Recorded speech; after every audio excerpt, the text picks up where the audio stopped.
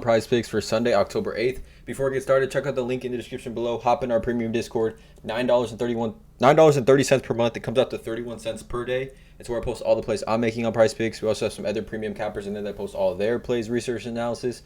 Again, link in the description below for that. I want to show you guys how we did this week in the premium Discord. There was actually 7 tacos from Prize Picks. I paired all 7 and I cashed on all 7 of those. I gave all these pairs here in the Discord, so link in the description below to get into that. I also do need to mention I'm not a gambling expert, you guys. This is not financial advice. These are simply plays I'm personally looking at making, the research I'm doing to hopefully give you guys some insight and analysis to make your own player prop decisions here. Again, no one is pressing submit on those parlays other than yourselves. But I got 2 player props here for the Sunday slate. Both these games are going to be from the PM slate. Obviously not Sunday Night Football, but from the PM slate. So should give you guys ample time if you do like these plays to get them in yourselves. But let's not waste any time. Let's just get right into it. So first play is going to be Kirk Cousins. And I like his over 20.5 fantasy score. And just what should be a great game environment for him. And actually a line that he's actually cleared twice this season. So what's interesting to me on Prize Picks here, you can see the last 5 for Kirk Cousins, right? He's gone over this line in 3 of his last 5 according to Prize Picks. But we go over here and we look at Kirk Cousins.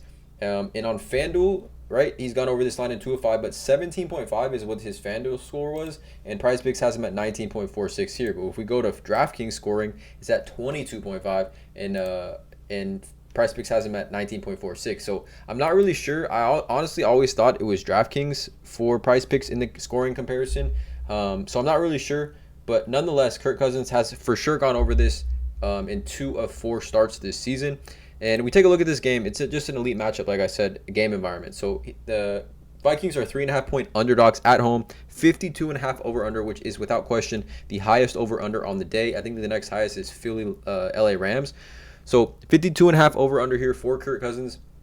It's a great spot for him, obviously being underdogs, and just how well he plays at home. So taking a look at Kirk Cousins last season, right? We take a look at let's just do his standard fantasy scoring, right? He hit the over on this in a decent amount of games. 1, 2, 3, 4, 5, 6, 7, 8, 9, 10, 11 games last season he hit the over on this.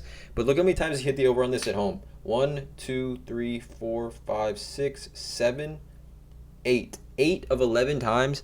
Last season at home, he hit the over on this. We take a look at some splits for Kirk Cousins last season, right?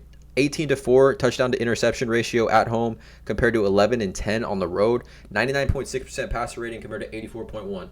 We know Minnesota Stadium is indoors on the turf. Scoring, playmaking, big plays actually happen more on in situations and fields like that, which is why the over-under is at 52.5. Obviously, both prolific offenses here. We know the Vikings, their defense is not good, but their offense is very prolific. We take a look over on Outlier, you guys. Link in the description below. 7-day free trial with Outlier. It's a research tool that I use every single day. They have a great mobile app as well. Kirk Cousins, over 1.5 passing touchdowns. Minus 174, minus 175 on DraftKings, right? For 2 passing touchdowns. 2 passing touchdowns, you guys, for Kirk Cousins at minus 175. We also take a look here at his over 39.5 pass attempts, minus 119. Hold on, I saw another thing that I liked. Hold on. Let me just sort this by odds real quick. We're looking at over 38.5, longest pass completion, minus 113. Over 292 passing yards, minus 115, minus 108. So some generally good odds. I just love the pass attempts being at minus 175, but over 1.5. I mean, if Kirk Cousins is going to throw 2 passing touchdowns, it should put him in very strong position here to clear this 20.5 fantasy score line. We take a look here, something very, very deep dive here. The Kansas City Chiefs, right? And this is pass rush win rate, team rankings this season. The Kansas City Chiefs rank 30th in the National Football League at pass rush win rate, right? And I guess the opposite side of that, right, is the defensive side, pass block win rate. And the Minnesota Vikings have the essentially the 4th best pass block win rate in the National Football League. So those two combined should give Kirk Cousins enough time in the pocket and a decent amount of time in the pocket. And if you see here, clean pocket completion percentage for Kirk Cousins this season, 77.1%, 3rd best in the NFL when he has a clean pocket, right? 3rd best. Deep ball completion percentage, 52.9, true completion percentage, 72.5. But when he has a clean pocket, Kirk Cousins, we know he can absolutely feast. And even dating back to last season, you guys, the Chiefs gave the most fantasy points to the quarterback position. Right, and that doesn't necessarily have to do with their defense being poor. It obviously has to do more so with the Chiefs being in shootouts and Chiefs having a prolific offense, so the quarterbacks have to do a little bit more. The teams that they're playing aren't really in a run type of, game script, so the game scripts usually favor opposing quarterbacks as far as having to throw the ball, and which is definitely the situation I think Kirk Cousins should be in this game with how bad the Vikings offense is. And at home, we know Kirk Cousins splits are 100 times better. I like the over here on Kirk Cousins, 20.5 fantasy score. The second play is going to be a play I actually gave in the Discord earlier. I gave this play probably yesterday by the time this video goes live. It's going to be Breece Hall over 13 fantasy score. So I really like Breece Hall. Honestly, if you're still watching this video, and it is, depending on when you're watching it, and you do like, if you don't like his fantasy score, I also really do like his over 14.5 receiving yards. The official play for this video is going to be his fantasy score, but if you don't like fantasy score, I do like his receiving yards as well. I'll get into that in a second. But we look at Breece Hall, 13 fantasy score for him.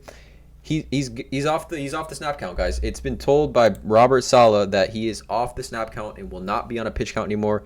Perhaps they implying the running back will take on a larger workload moving forward. They managed his touches obviously through the first 4 weeks, and obviously he wasn't getting enough touches, and he was really sharing that backfield. That's why you can see his fantasy score totals 14.7 in that game against Buffalo, where he had 127 rushing yards. One catch for 20 yards on 10 rushing attempts that you would expect for talent and a player really like Breece Hall to have. I mean, we just take a look at 6.9 let's do PPR, sorry. 9.9 PPR fantasy points here versus Kansas City in his most recent game. Obviously, the Jets were in kind of a pass offense for the majority of the second half. And like I talked about, the 14.5 receiving yards here. Just really quickly taking a look at Breece Hall. He's at minus 179 and minus 175 to go over 1.5 receptions. So, I mean, 2 receptions for Breece Hall, heavily favored. I think that's more than enough to get his 14.5 receiving yards. But I am taking his full game, 13 fantasy score here. Going back to Breece Hall, though. Like I said, 15.7 PPR fantasy points in week 1 versus Buffalo. 10 carries, 127 yards. Caught a pass for 20 yards. We take a look at last season, though, right? Last season for Breece Hall. PPR format, right? This is just when he started to get going. Look at his fantasy score totals when he got significant stats, right? 15.2, 15.8, 20.1, and 27.7 last season versus Miami, right? Absolute monster, right? 20 carries, 116 yards, and a touchdown. 2 catches for 100 yards. We know how explosive of a player Breece Hall is. We know how explosive Breece Hall is. And it just so happens he's facing Denver, at Denver, who he faced last season in the game where he tore his ACL, you guys. He tore his ACL. He played in that game where he tore his ACL at Denver last season. He only played 11 offensive snaps, had 4 carries for 72 yards and a touchdown. 13.2 fantasy would have hit the over on this. So in this situation, you guys, going back to this, look at the Denver Broncos, allowing the second most yards per carry in the NFL to running backs this season through 4 games. Second most, 5.84.